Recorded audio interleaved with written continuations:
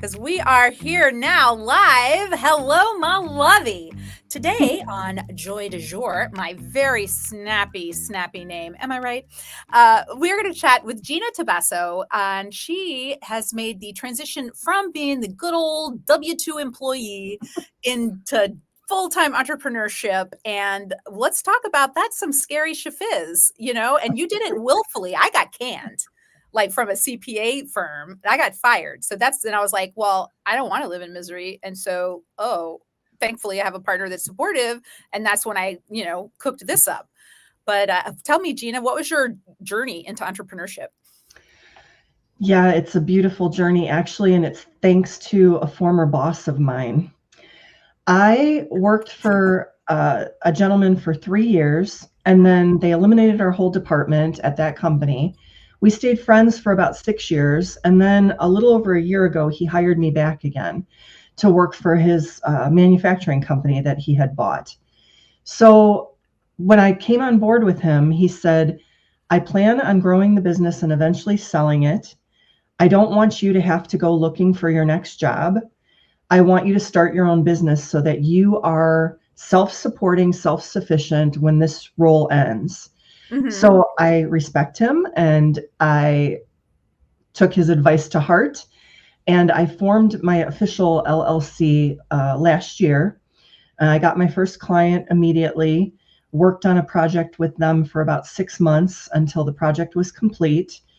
And then in May, my boss said, listen, if you want to go full-time in your consulting business, I will support you, and I will hire you back part-time on a retainer basis, and I will become one of your clients. Beautiful. So I've been nudged in this direction for years, and I kept resisting. And what my former boss said to me is, Gina, when are you going to start realizing that you have this false sense of security? How many times do you have to be kicked to the curb like yesterday's trash before you realize you are not safe? And then he mentioned something else that was very valuable to me. He said, when you have a W-2 job, you're putting all your eggs in one basket. 100%. If that job goes away, you have no income. Right. If you are a consultant and you have 7 clients, if you lose a client, yes, you take a financial hit, but you still have money coming in. Right, right. And I think that's a fallacy that W-2 workers feel like, oh my gosh. And it's true in a lot of industries. I'm in the DC area, so there's a lot of government consulting up here. Mm-hmm. And it is true that a lot of the contractors get cut when programs get cut. However, also, a lot of the contractors are written into the contract, and it's part of the requirement. So W-2 employees might feel like, they have everything secure. Well, especially if you're in an at-will state like Virginia, you can get sacked for no reason. It doesn't there doesn't have to be a reason.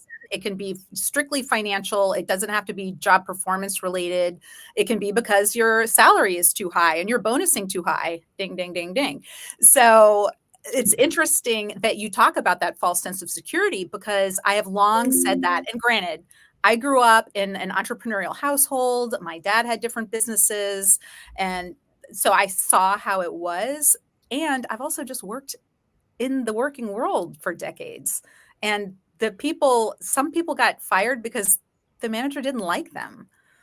It wasn't, but if you're in an at-will state, oh, well, that's how it is. I'm in Ohio, and we're an at-will state as well. And I grew up in the opposite household that you did. My mom was with the company for 35 years until she retired. It was, you go get that job, and you hang on to that job as long as you can. And nowadays, you can't hang on to that job for very long anymore. Yeah. There's so much transition, especially since I do marketing. That's the first budget cut companies make in a tough economy. And so, you can be the best employee that they've ever had, but if their bottom line and their cash flow can't pay for you, ding, ding, ding, you're out the door. But I wanted to mention, you had said, how did I start this journey? Another thing I wanted to tell people that was invaluable for me, I could not have done it without this. Number one, I joined SCORE, SCORE. It's an organization funded by the federal government to help entrepreneurs and solopreneurs start their businesses. It is a nonprofit and it is free of charge. And I got a SCORE mentor. Oh my God. He helped me with the stuff I'm not good at. He helped me do a business plan, my financials, my bookkeeping software, you name it. And my contracts, like all the stuff that as an entrepreneur I was afraid of. I can do sales and marketing. I can do that. But there's this other administrative stuff that I'm like, I don't know how to do that. He helped me do that. And so that was one thing that was important in my journey.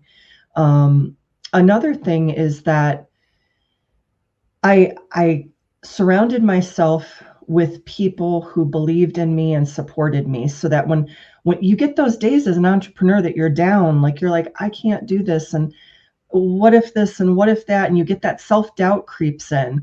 And these people would just wrap around you like a warm blanket. People from my network who were solopreneurs and entrepreneurs who had walked in my footsteps first. I'm walking in their footsteps. Right. And they just hold you up. And that was the other piece that I couldn't have done without. So here I am today. I'm still building my business. I honestly just went out full time like end of May.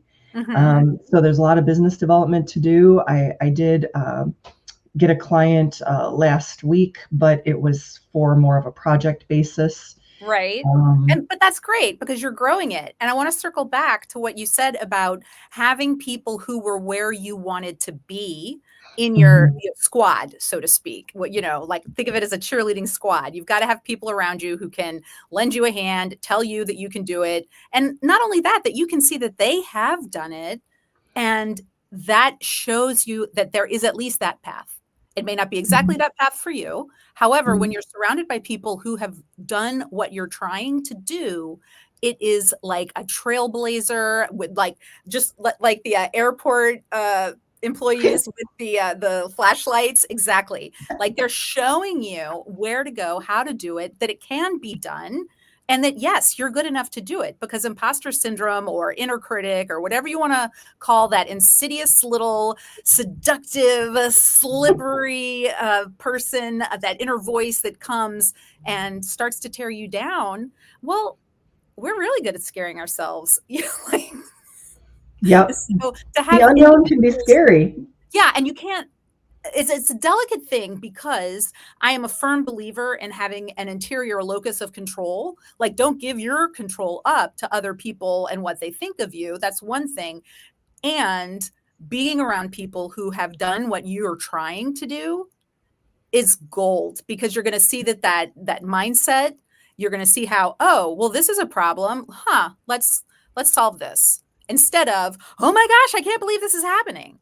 Well, even beyond problem solving, what my network did for me, because I networked for a long time and I didn't ask for anything. I just did it for the pure joy of helping people and putting people together.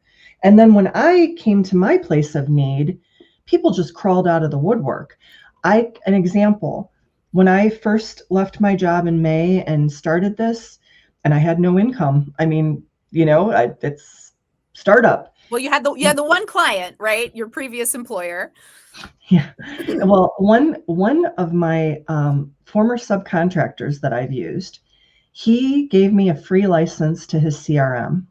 Whoa. Another friend of mine in the marketing space is doing ongoing email marketing campaigns for me. The first 6-week campaign, he did all the content, he deployed the emails, he cleaned the lists, and he's continuing to put people into the funnel for me, so that I can free my time up doing other stuff like warm calling those leads, business development, trade shows and events, conferences, podcasts. And so he helped me. And then he also sent me my first piece of swag. He sent me a coffee tumbler, like a travel mug with my logo on it. And he said, now it's official. This is your first official piece of swag. That's so fun. And that's so because let me just point out, my beautiful viewer, my lovey, like that's because you had built the relationships. And that's when people want to support from you. They want to purchase from you. They want to work with you. It's because you put in the relationship without an eye on the prize. I think it's critical. I think it's important. And I think that we in business underestimate the value of relationships at our peril, because that's the reason I get clients, is because people that either I have worked with already, or people who know me from different networking groups, or, even kind of socially, I get people saying like, so-and-so said I should talk to you and I need some help. Can we just have a chat? Sure. Absolutely. Guess what? First one's free. Like, and if I can work with you, I'll tell you how. And if it doesn't seem a match and you're not maybe in the place where I can best serve you, I have other recommendations. So it's that kind of pouring in into this larger community of the world, right? You don't have to think of it formally as your network. It's just what you do for other people. It really, really, really does come back to you. And so I lend support. I'm not saying give yourself away. I never am saying that. ZFG, zero flips, give in. We're going to use our resources for our goals and what we want. And we also need to understand that the rising tide lifts all boats. It is not a cost to you to help someone else. Especially because entrepreneurship, it doesn't matter if you're, doing mindset coaching, marketing, strategizing, dentistry, like going out on your own is the same process. And so that's, why I just want to stress to people, like, pour into the bucket too. Melissa, what you just said is the perfect segue into the next piece of stuff we were going to talk about. Before this live stream, we were talking off camera, just kind of about the seasons and the changing weather and changes in our lives and kind of the parallels that we go through.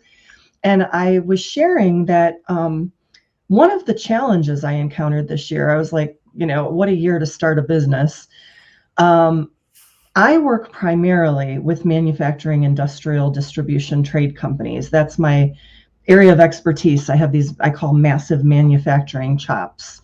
I do other B2B marketing as well for any kind of B2B company, but my unique differentiator that makes me different from every other B2B marketer out there is all of my manufacturing experience. Right. And manufacturers are notoriously fiscally conservative, but in a bad economy, in an election year, even more so. With high inflation, and they're all saying, we're waiting until November. So that's not so good for me. And so I'm a problem solver. And I was looking at that challenge, my barrier to entry. Like, what is my barrier to entry? It's always budget. We don't have the budget. So I leveraged those relationships, Melissa. I was in all these networking meetings and I'm listening to all these people talk. And I have Lean Six Sigma training, and Lean Six Sigma, once you see it, you can't unsee it. So I filter everything through this lens, and I'm watching everybody talk and I'm hearing the same thing. We all do the same thing no matter what we do, and it is process improvement. We are improving some process for our clients to make them better, more efficient, more effective, more money. So as I'm watching these people, I'm seeing them shake out into two buckets. The people who save manufacturers money, the people who make manufacturers money, the Schoolie Mitchells and the utility audits and the Lean Six Sigma black belts and anybody else who can save a company money. And then there's the people who make them money, the rev ops people, the sales people, the marketing people, even coaches. So I'm looking at my bucket. And I, of course, say, what's my greatest barrier to entry? And it's budget. So I said, how do I overcome that? And then I looked at those strategic partners I had, those people that were the warm blanket around me, who also were deep in the manufacturing space. And I said, what if instead of 20 of us banging on all these doors, what if we join forces and form a consortium and go in together offering a suite of like 20 services that can save manufacturers money and make manufacturers money? So if I go into that meeting and I hear that we can't afford you, we don't have the budget, I say, you don't need the budget. I can pay for myself. And they scratch their heads, huh? I Right. say, I've got people who can free up capital you didn't even know you were losing. You can reinvest it into your business and hire the people who make you money. It's a win-win, and it's a cyclical approach. And you Right. didn't have to come up with a budget. So these people that I'm working with, our consortium, our website is being built right now. I'm We've so got it. excited. It's coming so soon, and I can't wait anymore. It's, we've got the group, we've got the website being built, we've got the logo, everything ready to go, and it's those relationships, these people that I believe in, that believe in me, that we're a team now. We have come together to help each other out because we know together we can be greater than we are separately. That's And so good. it's just, I can bring them into my engagements with my clients. They can bring me into their engagements with their clients. It's a win-win. Right. And then, And so, yeah, once you work out whatever the payment scheme is going to be, but like the point here that I want to be clear is that collaborative, cooperative, these are the words. It doesn't have to always be competition. yes, And when you can find people who fill in your gaps and recognize the overarching themes that you're seeing, that's when you can synthesize what is really going to work and pivot. You don't have to hold your breath until November. You can start getting the clients now. I love it. That is classic entrepreneurial thinking. Thank you. Thank you so much, Gina. Well, before we tap off, what is there anything you'd like to wrap up? I know we're ending right in the middle of our convo. I like to keep it dog walk short, is what I like to say. But man, the gems are just falling. No, I'm just grateful to be here. And all I can say, that what I can leave people with, I didn't think I was an entrepreneur. And then all of a sudden I start this business, and then I start this consortium, and now I'm putting together another consortium of people who are going to do webinars together. It's addictive. Once you become an entrepreneur, there's no going back. And if you're scared, I was scared too. And even if you want to reach out to me, like, I'm willing to help you forward the way other people helped me forward. Gorgeous. So contact me if you need resources. I'm happy to share what I've learned. Absolutely. Hugs, hugs, hugs, my lovies. Till next time.